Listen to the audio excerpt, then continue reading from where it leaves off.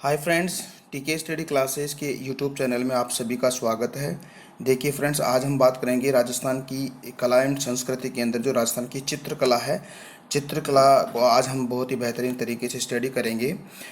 आज का जो वीडियो रहेगा वो चित्रकला पे रहेगा। इससे पहले हमने बात की थी राजस्थान की जो नारियों की जो आभूषण है उसको हम बहुत ही बढ़िया तरीके से हमने कल स्टडी की है। आज हम बात करेंगे चित्रकला के बारे में, तो ज़्यादा समय ना ख़राब करते हुए सीधे ही हम टॉपिक पे चलते हैं। देखिएगा चित्रकला, ठीक है, चित्रकला। ओके, देखिए राजस्थान की चित्रकला की अगर बात करें तो राजस्थानी भाषा का सबसे पहले जो वैज्ञानिक जो अध्ययन किया था राजस्थानी भाषा का, जॉर्ज अब्राहम ग्रियर्सन के द्वारा इसका अध्ययन किया था। यानी कि जो हमारी राजस्थानी जो लैंग्वेज है इसका सबसे पहले जो स्टडी करने का जो काम है वो एक विद्वान है दोस्तों, जॉर्ज अब्राहम ग्रियर्सन के द्वारा किया गया था। अगर हम बात करें कि जो राजस्थान के इतिहास का अगर वैज्ञानिक अध्ययन की चर्चा करें तो वो राजस्थान के इतिहास का वैज्ञानिक अध्ययन करने वाले कर्नल जेम्स टोड हैं। यानी कि राजस्थान के इतिहासकार हैं। ये जो राजस्थान का इतिहास लिखने वाले व्यक्ति हैं कर्नल जेम्स टोड, उन्होंने इतिहास का वैज्ञानिक अध्ययन यानी कि जो बिल्कुल ऑथेंटिक जो इसका अध्ययन किया है वो बिल्कुल कर्नल जेम्स टोड के द्वारा किया गया है। तो दो बातें आपको याद रखनी है। एक तो जो राजस्थानी जो लैंग्वेज है, राजस्थानी भाषा है, उसका वैज्ञानिक अध्ययन यानी कि जॉर्ज अब्राहम ग्रियर्सन, और राजस्थान के इतिहास का वैज्ञानिक जो अध्ययन है वो किया था कर्नल जेम्स टोड ने किया था, जिसको राजस्थान का इतिहासकार हम कह सकते हैं। ठीक है, देखिएगा दोस्तों, एक व्यक्ति है, उसका नाम है आनंद कुमार स्वामी। कुमार स्वामी की अगर चर्चा करें तो इस आनंद कुमार स्वामी के द्वारा जो राजस्थानी चित्रकला का वैज्ञानिक अध्ययन किया, यानी कि तीन बातें मैंने आपको बता दी कि राजस्थानी भाषा का जो वैज्ञानिक अध्ययन किया था जॉर्ज ग्रियर्सन, और राजस्थान के इतिहास का वैज्ञानिक अध्ययन करने वाले कौन थे, कर्नल जेम्स टोड। और राजस्थानी जो चित्रकला है दोस्तों, इस चित्रकला का वैज्ञानिक अध्ययन करने वाले थे कौन, आनंद कुमार स्वामी। तो ये आपको याद रखना है। देखिएगा, जो आनंद कुमार स्वामी है इसने इस वैज्ञानिक जो आपकी चित्रकला है उसका वैज्ञानिक अध्ययन 1916 ईस्वी में किया था। सन 1916 ईस्वी में हमारी जो राजस्थानी जो चित्रकला है उसका वैज्ञानिक अध्ययन किया था आनंद कुमार स्वामी ने। और आनंद कुमार स्वामी के द्वारा एक पुस्तक लिखी गई थी। उस पुस्तक का नाम है राजपूत पेंटिंग। क्या है, राजपूत पेंटिंग। इसकी एक पुस्तक है। देखिएगा, सर्वप्रथम राजस्थान की चित्रकला का वैज्ञानिक अध्ययन किया, इसीलिए इसको सर्वप्रथम राजस्थान चित्रकला का वैज्ञानिक अध्ययन करने वाले कौन थे, आनंद कुमार स्वामी थे, जिसने 1916 ईस्वी में एक राजस्थानी चित्रकला का वैज्ञानिक अध्ययन किया और उसने एक किताब लिखी थी, यानी कि राजपूत पेंटिंग एक किताब लिखी गई थी। ठीक है, तो इसको हम थोड़ा सा समरी के रूप में पढ़ लेते हैं। देखिएगा, जो आनंद कुमार स्वामी है इसने राजपूत चित्रकला, ठीक है, राजपूत चित्रकला का वैज्ञानिक अध्ययन किया। कर्नल जेम्स टोड है, उसने राजस्थानी चित्रकला का अध्ययन किया था। और एनसी मेहता है वो हिंदू चित्रकला। कहने का मतलब है कि ये तीन ऐसे व्यक्ति जिन्होंने राजस्थानी चित्रकला को इन नामों से संबोधित भी किया है। ठीक है, देखिएगा, राजस्थानी जो चित्रकला है उसको किस नामों से संबोधित किया, यानी कि राजपूत चित्रकला के नाम से संबोधित करने वाले व्यक्ति थे आनंद कुमार स्वामी। ठीक है, इसके अलावा जो कर्नल जेम्स टोड, उसने राजस्थानी चित्रकला को किस नाम से, राजस्थानी चित्रकला के नाम से ही उन्होंने संबोधित किया। और हिंदू चित्रकला के नाम से राजस्थानी चित्रकला को संबोधित करने वाले एनसी मेहता थे। तो ये आपको बात याद रखनी है। ठीक है, देखिएगा दोस्तों, आगे हम देखते हैं अगला जो टॉपिक है, राजस्थानी चित्रकला के प्राचीनतम प्रमाण, यानी कि प्राचीनतम साक्ष्य कहाँ से प्राप्त होते हैं उसकी हम बात कर लेते हैं। तो देखिएगा, अपना जो जैसलमेर के अंदर एक दुर्ग है, इसको हम जैसलमेर दुर्ग भी हम कह सकते हैं, उसको जैसलमेर भंडार भी हम कह सकते हैं। वहाँ पर औद नियुक्ति व्रती, क्या, औद नियुक्ति व्रती, और इसके अलावा 10 वैकालिक सूत्र चूर्णी, ये दो चित्र थे। ठीक है, ये दो चित्र थे कहाँ, जैसलमेर दुर्ग के अंदर। ये समय कब के हैं, 1060 ईस्वी के हैं। और इसके लेखक थे यानी कि इन चित्रों को बनाने वाले कौन थे, आलेखकार पाटिल थे, उन्होंने ये चित्र बनाए थे। तो हम कह सकते हैं कि राजस्थान की चित्रकला के सबसे पहले जो प्रमाणित जो साक्ष्य हैं, प्राचीनतम जो साक्ष्य हैं, वो आपके जैसलमेर के अंदर दुर्ग में मिले हैं। और वहाँ पर दो चित्र मिले हैं, एक और नियुक्ति वृत्ति और एक 10 वैकालिक सूत्र चूर्णी, 1060 ईस्वी के हैं। और लेखक कौन है, आलेखकार पाटिल थे ये चित्र बनाने वाले।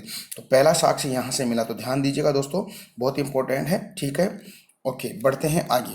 देखिए, राजस्थान की चित्रकला का नामकरण करने वाले वही कौन थे, आनंद कुमार स्वामी थे, जिन्होंने राजस्थानी चित्रकला को किस नाम से संबोधित किया, राजपूत चित्रकला के नाम से संबोधित किया था 1961 को। ठीक है, देखिएगा, आपको पता है कि जो चित्रकला की उत्पत्ति के बारे में अगर देखें तो देखिएगा, जो मेवाड़ है, मेवाड़ शैली 12वीं शताब्दी के अंदर है ना, वहाँ पर जैन शैली और गुजराती शैली के चित्र मिले हैं।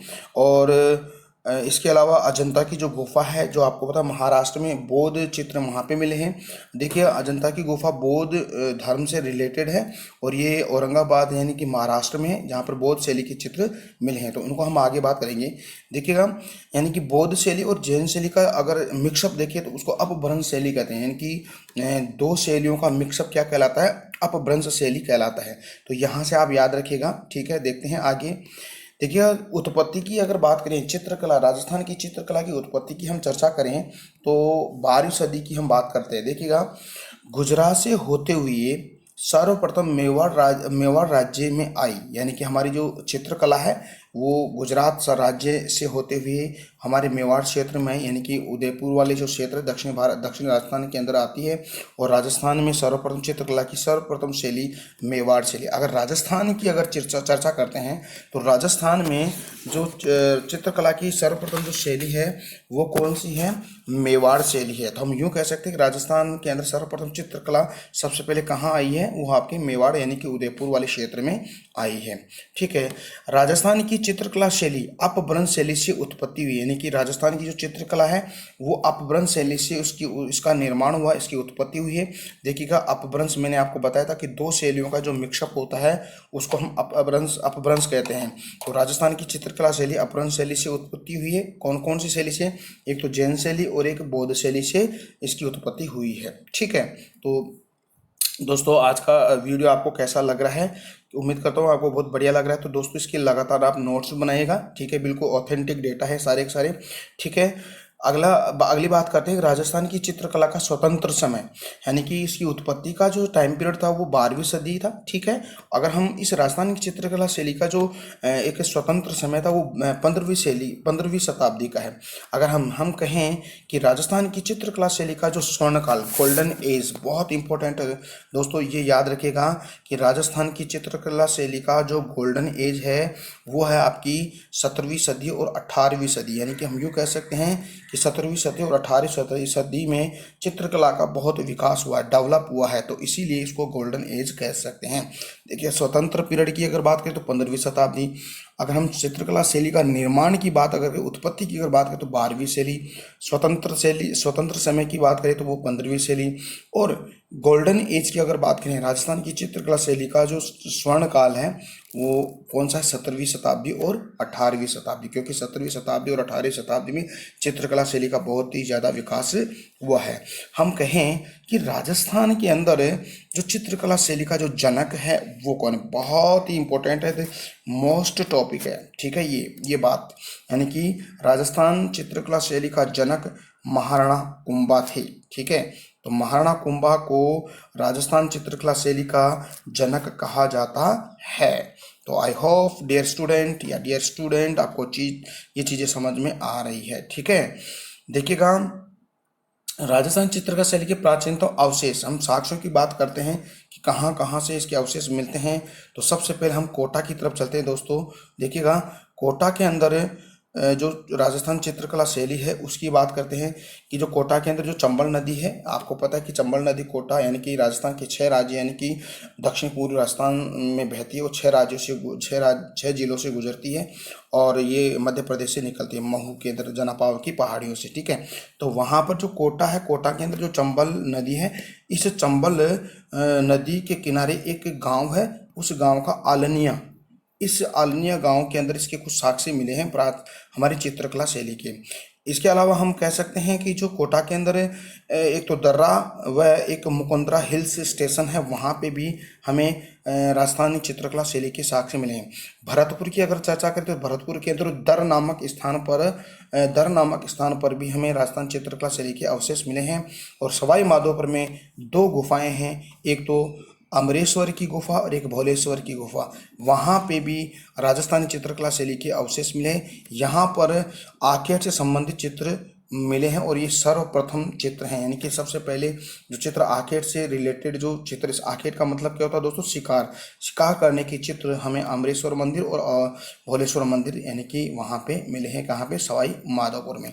एक विशेष बात अगर हम करें तो जिस मंदिर के पीछे ईश्वर लगा होता है तो वो किस किस भगवान का मंदिर होता है, वो भगवान शिव का होता है। तो ये बात याद रखना है कि जैसे कोई भी मंदिर हो उसमें ईश्वर लगा हो, जैसे अमरेश्वर भोलेश्वर यानी कि ईश्वर लगा है, इसका मतलब ये कौन से भगवान का मंदिर है, ये है आपके भगवान शिव का मंदिर। तो ये बहुत इंपॉर्टेंट बात है, इसको याद रखिएगा, ठीक है। तो आखेट से रिलेटेड चित्र कहाँ मिले हैं, वो हमें अमरेश्वर भोलेश्वर मंदिर है वहाँ पर, उसके आसपास एक गुफा है, गुफा के अंदर ये सवाई माधोपुर में मिले हैं और ये राजस्थान में प्रथम चित्र मिले हैं, ठीक है। अगर हम पुष्कर की बात करें यानी कि अजमेर की बात करें तो यहाँ पे भी आखेट से रिलेटेड चित्र मिले हैं। और ये कहाँ पे, जो अगस्त्य मुनि है, एक गुफा है अगस्त्य मुनि की गुफा है पुष्कर में, वहाँ पर आखेट के चित्र मिले हैं, तो देखिएगा तो याद रखिएगा। इसके अलावा जो इसके प्रमाण मिले हैं चित्रकला के, वो हमारे जो जयपुर है, जयपुर के अंदर विराटनगर है, विराटनगर की जो पहाड़ियाँ हैं, विराटनगर की पहाड़ियों में भी इस चित्रकला से रिलेटेड चित्र मिले हैं, ठीक है। तिब्बत के इतिहासकार है एक तारनाथ ने कहा है कि मारवाड़ में एक चित्रकार श्रृंगधर चित्रकार रहता था, यानी कि एक तिब्बती इतिहासकार है तारनाथ जी कहते हैं कि मारवाड़ में एक बहुत बढ़िया चित्रकार रहता था, उसका नाम है श्रृंगधर, ये चित्रकार रहता था। श्रृंगधर चित्रकार मारवाड़ क्षेत्र का रहने वाला था, ये हमारे जोधपुर क्षेत्र से रिलेटेड है ये, यानी कि उन मारवाड़ क्षेत्र के अंदर ये निवास करता था, ठीक है। अब देखिएगा राजस्थानी लघु चित्र शैलियाँ, राजस्थानी लघु चित्र शैलियों के अंदर देखें तो जैसे मेवाड़ स्कूल है, मारवाड़ स्कूल है, उसमें कौन कौन सी चित्र शैलियाँ हैं उसकी हम चर्चा कर लेते हैं। देखिएगा मेवाड़ स्कूल के अंदर मेवाड़ शैली, नाथद्वारा शैली, देवगढ़ शैली, चावंड शैली। तो मेवाड़ स्कूल के अंदर हम कौन कौन सी चित्रकला शैली पढ़ेंगे दोस्तों, हम मेवाड़ शैली को कवर करेंगे, नाथद्वारा शैली को कवर करेंगे, देवगढ़ शैली को कवर करेंगे और चावंड शैली को कवर करेंगे। तो ये मेवाड़ शैली से रिलेटेड है, ठीक है। इसके अलावा मारवाड़ स्कूल से देखें तो इसके अंदर जोधपुर शैली है, बीकानेर शैली, किशनगढ़ शैली, जैसलमेर शैली, इन सबको हम कवर करेंगे, ठीक है। तो आज हम थोड़ा सा ओवरव्यू ले रहे हैं, ठीक है, देखिएगा। इसके अलावा तीसरे बार ढूंढान स्कूल की अगर चर्चा करें तो ढूंढान के अंदर हम बात करेंगे अजमेर शैली की, जयपुर शैली की, उनियारा शैली की और अलवर शैली की, ठीक है। हाड़ौती क्षेत्र की अगर बात करें, हाड़ौती स्कूल की अगर बात करें तो हम एक तो बूंदी शैली की बात करेंगे, कोटा शैली की और झालावाड़ शैली की। तो ये बहुत इंपॉर्टेंट टॉपिक रहेगा, ठीक है दोस्तों। तो ये हर एग्जाम के अंदर बिल्कुल यहाँ से क्वेश्चन पुटअप होता है, ठीक है। राजस्थान की जितनी भी एग्जाम है, चाहे आप first grade, second grade, third grade ले लीजिएगा, ठीक है। और इसके अलावा और भी प्रतियोगिता जैसे पटवार है, ठीक है, जैसे और भी जैसे ग्राम सेवक है, इन सब के अंदर ये क्वेश्चन आते हैं, ठीक है। देखिएगा अब हम राजस्थान चित्रकला शैली के प्रमुख जो संस्थान है, बहुत इंपॉर्टेंट बात है, तो उन संस्थानों की हम बात कर लें तो इनको भी आप याद रखिएगा, ठीक है। देखिए सरस्वती भंडार कहाँ है, आपके उदयपुर में। पोथी खाना कहाँ है, आपके जयपुर में। तो याद रखिएगा सरस्वती भंडार उदयपुर में, पोथी खाना जयपुर में, मान प्रकाश पुस्तकालय, ये क्वेश्चन आया हुआ है, ठीक है, एग्जाम के अंदर। तो मान प्रकाश पुस्तकालय मेहरानगढ़ दुर्ग जोधपुर में है, यानी कि भारत का एकमात्र दुर्ग जिस जिसे ऊपर से देखने पर भारत की जो मैप है मानचित्र के समान दिखाई देता है। मेहरानगढ़ दुर्ग जोधपुर जो चिड़ियाटोंग पहाड़ी पे है, ठीक है। तो मान प्रकाश पुस्तकालय कहाँ पे है? मेहरानगढ़ दुर्ग में। पोथीखाना कहाँ पे है? जयपुर में। सरस्वती भंडार कहाँ है? आपके उदयपुर में। और जिन दत्त सूरी जैन भंडार सोनार का दुर्ग है आपका जैसलमेर में। तो दोस्तों ये 4 संस्थान हैं। इन संस्थानों को बहुत ही बेहतरीन तरीके से आप इसको याद रखिएगा। देखिएगा एक बार फिर से हम देख लेते हैं। सरस्वती भंडार, ठीक है, उदयपुर। पोथीखाना जयपुर। मान प्रकाश पुस्तकालय मेहरानगढ़ दुर्ग जोधपुर में। जिन दत्त सूरी जैन भंडार आपका सोनारगढ़ का दुर्ग है, सोनार दुर्ग है आपका जैसलमेर में, ठीक है। तो याद रखना इसको।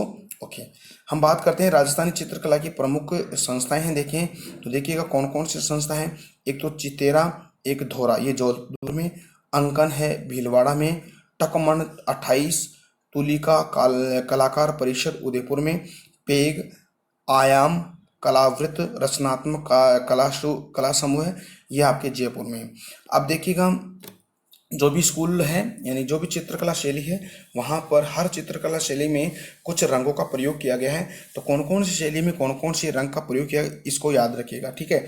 देखिए सबसे पहले हम बात करें मेवाड़ चित्रकला शैली की रंगों की बात करें तो यहाँ पर पीला और लाल रंग का ज़्यादा प्रयोग किया गया है। तो दोस्तों आप इसको याद करने का तरीका है तो आप पीला लिखिएगा, ठीक है। और जैसे पीला है तो इस पीला यानी कि पी का मतलब पीला, ला का मतलब लाल।